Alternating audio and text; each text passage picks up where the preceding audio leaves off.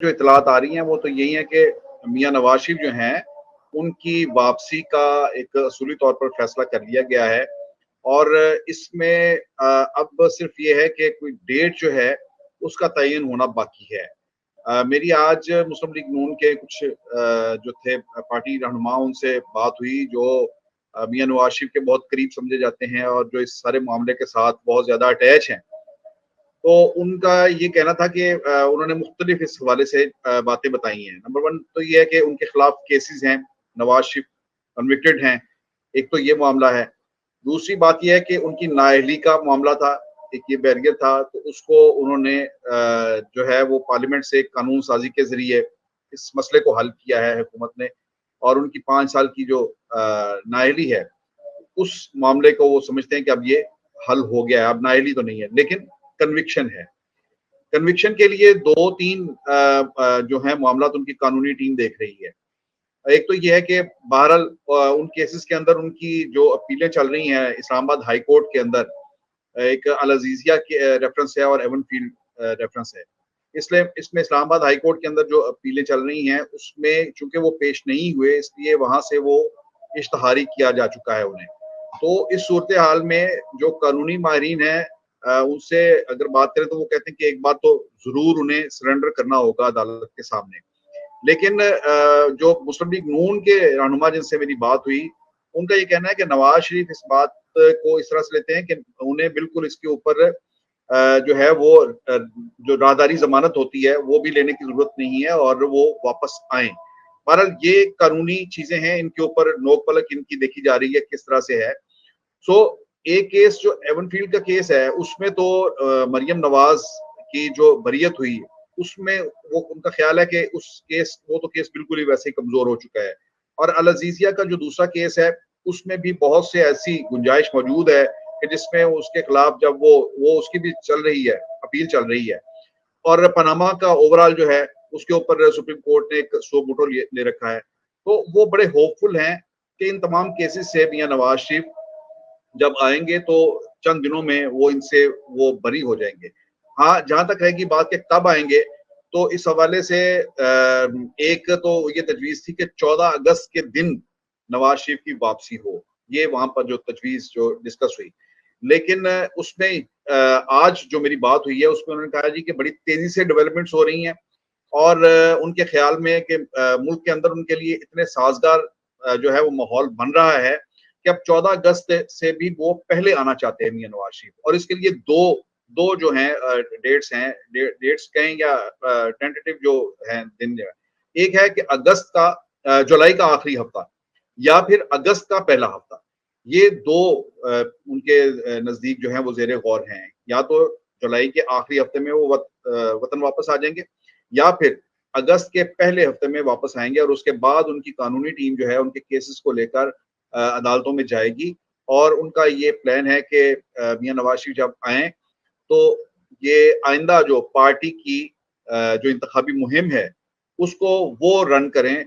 और जब मियां नवाज शरीफ बाहर निकलेंगे, ये आज से कुछ 1 महीना पहले मेरी बात हुई थी, मियां हमजा शहबाज से मुलाकात हुई तो उनसे भी जब बात हुई तो उन्होंने भी इस हवाले से वो उसी वक्त बहुत पुरुमीद थे और उनका ये कहना था कि जब नवाज शरीफ निकले होंगे इलेक्शन कैंपेन के लिए तो आप देखिएगा कि मुस्लिम लीग नून की सूरत हाल ही इंटायरली चेंज हो जाएगी। और ये जो एक खौफ का एक है तासुर है और लोगों के ख्याल है कि मुस्लिम लीग नून का ग्राफ नीचे है और हम मार खा जाएंगे, ऐसी सूरत हाल नहीं होगी। नवाज शरीफ के आने से एक नई होप आएगी, नई जान पड़ेगी और मुस्लिम लीग नून इलेक्शन में बहुत अच्छा परफॉर्म करेगी। और अब हाल ही में 2 दिन पहले तो राणा सनाउल्लाह साहब की आपने स्टेटमेंट सुन ली कि वो तो बहुत ही लंबी चौड़ी, वो कहते हैं कि स्वीपिंग मेजोरिटी से हम जीत जाएंगे। ये है अब तक की उनकी वापसी के हवाले से। यानी जुलाई और अगस्त ये अगले आखिरी जो 15 दिन हैं ये खासे इंपॉर्टेंट कहे जा रहे हैं।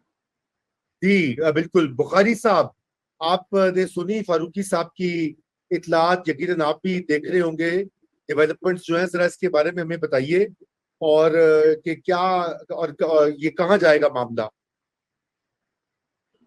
अनम्यूट कर दीजिए काइंडली अपनी, आपकी आवाज हमें नहीं आ रही जी। नहीं, अनम्यूटेड नहीं हुआ।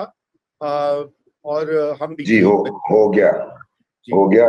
फारूकी साहब ने बड़ी शानदार एक पिक्चर आपको पेश की है और बिल्कुल मामला इस तरह से ही हैं। लेकिन इससे पहले मैं एक अक्तस भाई के एक फिक्रे पे थोड़ी सी एक्सप्लेनेशन देना चाहता हूँ। क्योंकि हम मीडिया से ताल्लुक रखते हैं, हमारा जो रोल है वो विसल ब्लोअर का है, या अगर आप ज्यादा कोई वर्ड इस्तेमाल करना चाहते हैं, we are the watch dogs. तो जब कोई पॉलिसीज ऐसी आती हैं जिसमें अवाम पिसती है, तो हमारा काम होता है कि उस पर विसल बजाएं और जो भी ऐसी पॉलिसीज बना रहे हैं उसको बताएं कि जनाब आप ठीक है बना रहे हैं, लेकिन साथ में अवाम का ख्याल भी रखिए। तो इसहाक डार साहब जब तशरीफ लाए थे तो उन्होंने मतलब बड़े कॉन्फिडेंट थे, वो उनकी बॉडी लैंग्वेज बड़ी कॉन्फिडेंट थी। लेकिन कुछ उन्होंने मीडिया से बात करते हुए फिक्रे इस तरह के कही, ये IMF तो मसला ही कोई नहीं, मैं मुझे पता है इन्हें कैसे हैंडल करना है, आपको याद है सबको। उस पे भी हमने क्रिटिसाइज किया कि मतलब जब आप व्हीलिंग डीलिंग में होते हैं तो फिर इस तरह बात नहीं करते। तो एक तो बात ये कि वो जो मीडिया कर रहा था बेचारा अपना रोल प्ले कर रहा था, इसलिए मेरा ख्याल है कि मीडिया का प्रेशर ही है जिसपे उन्होंने परफॉर्म करना पड़ा। दूसरी बात ये जो डेवलपमेंट्स हो रही हैं ये बिल्कुल ठीक है, मियाँ साहब तो बहुत अरसे से एंक्शस हैं, लेकिन उनके लिए माहौल जो है उस तरह का बन नहीं रहा था। लेजिस्लेशन आफ्टर लेजिस्लेशन हुई, उसके बाद आपको सुप्रीम कोर्ट के अंदरूनी जो मामला हैं वो भी एक रिफ्ट अपनी जगह पे है। लेकिन जो तीसरा सबसे इम्पोर्टेंट फैक्टर है, यकीनन फारूकी साहब उससे बहुत ज्यादा आशना है, वो ये है कि इस वक्त पूरे मुल्क में एक साहब जो हैं वो विकेट के चारों जानिब खेल रहे हैं और उनका नाम है आसिफ जरदारी। और उसकी ताजा तरीन में, और वो हर तरफ, मसलन आप देखिए पंजाब में अगर CM आए हैं तो उनका नाम भी उनसे लिंक किया जा रहा है कि जी ये उनकी रिकमेंडेशन थे। अगरचे वो हमारे जो CM साहब हैं वो PMLN के भी काफी करीब हैं और कुछ पावर सर्कल के भी करीब हैं, लेकिन फिर भी ये क्रेडिट भी आसिफ जरदारी साहब को दिया जाता है। उसके अलावा रिसेंटली नजम सेठी साहब का जो PCB वाला मामला है उसमें ज़का अशरफ साहब वाला मामला, वो भी आसिफ जरदारी साहब। और इसी तरह ही बहुत सारे महाज पे वो देखें PTI के बहुत सारे लोग जो हैं, अगरचे वो मेरे नजदीक इलेक्टेबल की डेफिनेशन में नहीं आते, लेकिन एक बहुत बड़ी तादाद है जिन्हें मैं जाती तौर पे भी जानता हूँ, एस्पिरेंट है कि वो पाकिस्तान पीपल्स पार्टी ज्वाइन कर लें। तो ये वो सूरत हाल है। उसमें आपने बलूचिस्तान में देखा सरदार फतेह मोहम्मद असली जैसे वेटरन्स जो हैं वो शामिल हुए। KP में भी हैदर अली खान जैसे MNA जो PTI के थे वो भी शामिल हुए, और जोर लगा रही है पीपल्स पार्टी के वहां से और इलेक्टेबल लाइक, मतलब परवेज खटक के भाई ने तो इंदिया दिया था, वो परवेज खटक साहब की हद तक भी वो जा चुकी है पाकिस्तान पीपल्स पार्टी। तो ऐसी सूरत हाल में काउंटर करने के लिए आप देखिए, मसलन अगर आप इसको बिल्कुल एक विविडली देखना चाहें तो काउंटर करने के लिए पर्सनालिटी नहीं है। इसलिए PMLN की जो इंटेलिजेंशिया है उसका ख्याल यही है कि वो काउंटर जो है, चूंकि मियां नवाज शरीफ से अगर आसिफ जरदारी साहब ने भी बात करनी होती है तो वो फोन पे करते हैं, अगर शहबाज शरीफ साहब ने भी करनी होती है तो उसमें जो उनकी स्ट्रेटेजी है वो लीक हो जाती है, वो डिस्क्लोज हो जाती है।